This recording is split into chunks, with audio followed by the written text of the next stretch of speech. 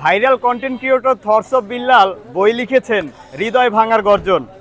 সেই হৃদয় ভাঙার গর্জন আজকে শরীয়তপুরের ক্রিকেট প্রেমী মানুষরা আবার নতুন করে লিখবে, কারণ আজকে শরীয়তপুরের প্রত্যেকটা ক্রিকেট প্রেমীদের হৃদয় ভেঙে গেছে।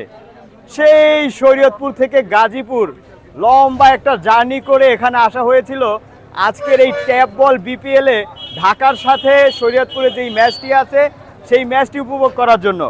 কিন্তু শরীয়তপুর মানুষের কপাল এতটাই খারাপ যে আজকে বৃষ্টির কারণে সেই ম্যাচটি মাঠে হয় নাই, সেজন্য প্রত্যেকটা মানুষ আবারও ফিরে যাচ্ছে। এই যে দেখতে পাচ্ছেন আরো অনেক মানুষ চলে গেছে। শত শত মানুষ নিয়ে আমরা আসছিলাম আজকে শরীয়তপুর দুরন্ত ফাইটার্সকে সাপোর্ট করার জন্য, কিন্তু সেটা হলো না, ফিরে যেতে হলো হৃদয় ভেঙে।